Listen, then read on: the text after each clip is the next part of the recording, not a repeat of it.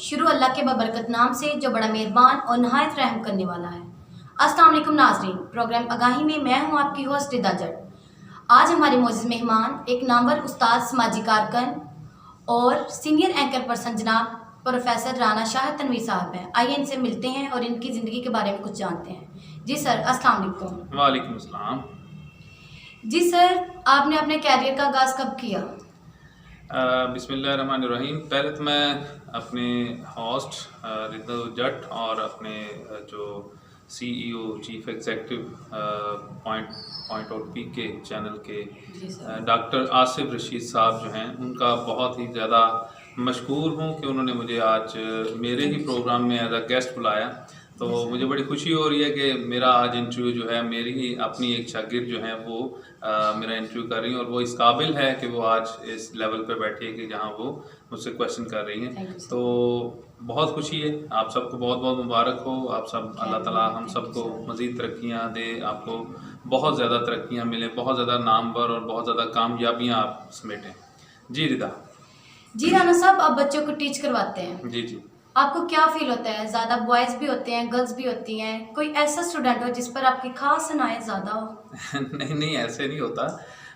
जब हम पढ़ा रहे होते हैं तो जाहिर है हमारे लिए कोई मेल फीमेल नहीं होता। वो दोनों ही हमारे लिए काबिल इज़्ज़त और काबिल एहतराम होते हैं, रिस्पेक्टेड होते हैं और दोनों का जो मर्तबा होता है वो बराबर होता है। हमारे लिए बच्चा स्टूडेंट ही है, चाहे वो मेल है चाहे वो फीमेल है। तो कोई ख़ास स्टूडेंट से मुराद ये तो हो सकता है कि कुछ बच्चे जो क्लास में बहुत ज़्यादा प्रोमिनेंट होते हैं अपनी वर्किंग की वजह से ना, अपनी पढ़ाई की वजह से, अपनी जहानत की वजह से, तो उनको तो टीचर फेवर देने पे मजबूर होता ही है।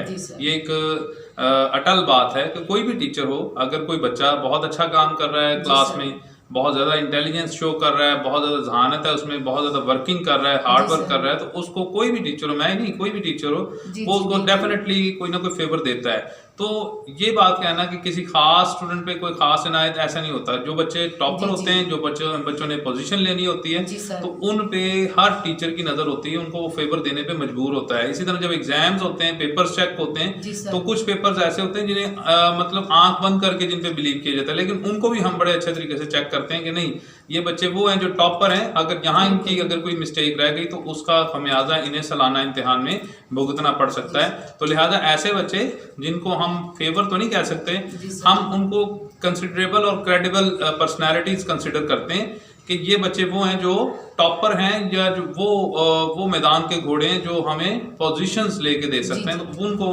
फेवर देना, उन पे नजर करम करना या उनको उनका लिहाज करना टीचर की मजबूरी होता है। जी राना साहब, आपकी लाइफ में कोई ऐसा वाकया हुआ हो जिससे आप कभी फरामोश ना कर सके हो? वैसे तो आप देखें कि हर ज़िंदगी के हर इंसान की ज़िंदगी में बहुत सारे ऐसे वाक़यात होते हैं जो इंसान के लिए नाकाबिले फरामोश होते हैं। लेकिन मेरी ज़िंदगी में भी बहुत सारे ऐसे वाक़यात हैं। एक छोटा सा बच्चा था जिसके पेरेंट्स बहुत ज़्यादा गरीब थे, तो मैंने उसको पढ़ाना शुरू कर दिया और जब वो पढ़ना शुरू हुआ और माशाल्लाह जब मेरे पास पढ़ना शुरू किया तो उस वक्त वो स्कूलिंग भी नहीं कर रहा था, यानी बहुत ज़्यादा छोटा तो नहीं था लेकिन छोटा ही था अभी। लेकिन एक वक्त ऐसा आया कि जब उसको मैंने 5वीं 6वीं एग्जाम्स वो कर गया, पेपर अपने पास कर गया, क्लासेस बढ़ गया आगे, तो फिर उसके बाद मुझे नहीं पता वो कहाँ चला गया। एक दिन वो अचानक मेरे पास आया और उसने कहा कि सर मैं जो है फलां फोर्सेज में, मतलब गवर्नमेंट फोर्सेज में वो किसी अफसर के ओहदे पे डेजिग्नेशन पे था। तो I was very much pleased at that time के एक ऐसा बच्चा जिसके वालिदैन उसको सहूलत नहीं दे सकते थे, पढ़ा नहीं सकते थे और वो इस काबिल नहीं था कि वो आगे बढ़ सकता। लेकिन उस छोटी सी मेहनत से जो मैंने उसके साथ की और उसके बाद जो उसने अपने बलबूते पे जो मेहनत की, उसके बाद वो एक आला ओहदे पे जो है आर्मी में माशाल्लाह सेलेक्ट हुआ और आज वो आर्मी में ही काम कर रहे हैं। जी राना साहब, अक्सर टीचर्स ने स्टूडेंट से शादियाँ की, क्या आपकी लाइफ में कोई ऐसी लड़की आई हो जिसने आपकी लाइफ बदल के रख दी हो? हाँ, इस पे मैं कह सकता हूँ कि हमारे माशरे में बहुत सारे साथी कराम हैं जिन्होंने बच्चों से बच्चियों से शादियाँ की हैं, लेकिन मैं इसको जो है मतलब शरई एतबार से भी और इखलाकी एतबार से भी बिल्कुल गलत समझता हूँ कि उस्ताद और शागिर्द का रिश्ता जो है एक वालिद और वालदा और वालिद और एक बेटे बेटी का रिश्ता होता है, तो इसका तकद्दुस कायम रखना चाहिए। अगर कोई उस्ताद ऐसा कोई काम करता है तो वो इस शोबे के लायक नहीं है। बिल्कुल। सबसे पहले आपको इखलाकियात के ज़ुमरे में और बहैसियत वालिद या वालदा उस बच्चे या बच्ची को देखना होता है, उसके बाद आपने आगे बढ़ना होता जी है। सर। अगर आपके दिल में या आपके दिमाग में कोई फतूर है तो आपको चाहिए कि कोई और शोबा जो है वो इख्तियार कर ले, आप इस शोबे के लायक नहीं हैं। जी जी जी सर, मेरा नेक्स्ट क्वेश्चन आपसे ये है कि हर मर्द के पीछे कामयाब औरत का हाथ होता है, आपके पीछे किसका हाथ है?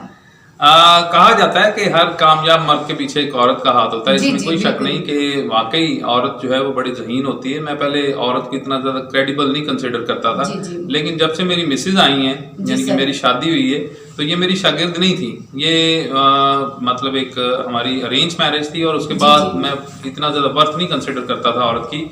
लेकिन जब से वो आई है, मैं उसकी इंटेलिजेंस से इतना मुतासिर हूँ कि वो इतनी ज़हीन है कि मैं मजबूर हो गया हूँ कि नहीं, औरतों को अप्रिशिएट करना पड़ता है, जी, उनकी जी, जहानत सर। को अप्रिशिएट करना पड़ता है। और बहुत सारी ऐसी बातें होती हैं जिसमें मैं खुद जो है भूल चूक जाता हूँ या मुझे मामलात की समझ नहीं आ रही होती, तो जी, उसकी जी। एक एडवाइस से मैं वो मामले को हल कर लेता हूँ। गुड। तो ये किसी हद तक दुरुस्त कहा जाता है कि एक कामयाब मर्द के पीछे उसकी किसी भी औरत का हाथ होता है। मेरे पीछे बिल्कुल सर। मैं तो यही कहूँगा कि मेरे वालिदैन की दुआएं हैं और साथ साथ मेरी मिसेज जो है जी, वो मेरे बिल्कुल साथ sir. Shoulder to shoulder work कर रही हैं।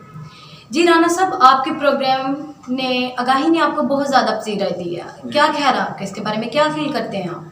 हाँ, जब मैंने शुरू किया था आज से 10-12 साल पहले, ये प्रोग्राम 105.4 एक एफएम रेडियो था, उससे पहले एक दिन न्यूज़ चैनल था।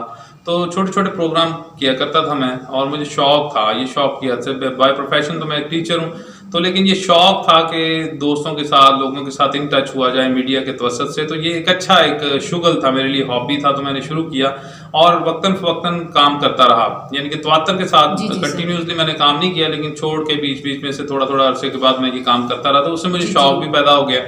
और जब ये शौक ज़्यादा बढ़ा, जी, जी, तो फिर सर। मैंने चैनल्स का रुख किया और फिर जो चैनल्स पे बहुत ज़्यादा दूसरे चैनल्स पे भी वर्क किया, बहुत सारे मुख्तलिफ प्रोग्राम किए। फिर ये आगाही प्रोग्राम आज तकरीबन 5-6 साल हो गए हैं इसको चलते हुए।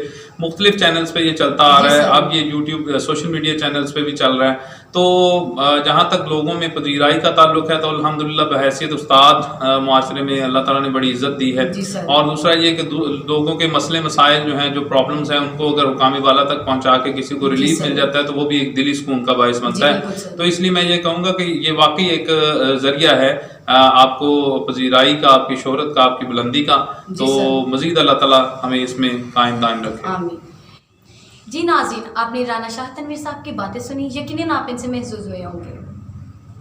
नाज़रीन, मज़ीद इंफॉर्मेटिव वीडियो हासिल करने के लिए हमारे यूट्यूब चैनल को सब्सक्राइब करें ताकि हमारा हर आने वाला वीडियो आप तक पहुंच सके। इसी के साथ मुझे रिदा जट को इजाज़त दें। अपना और अपने प्यारों का ख्याल रखिएगा। अल्लाह हाफ़िज़।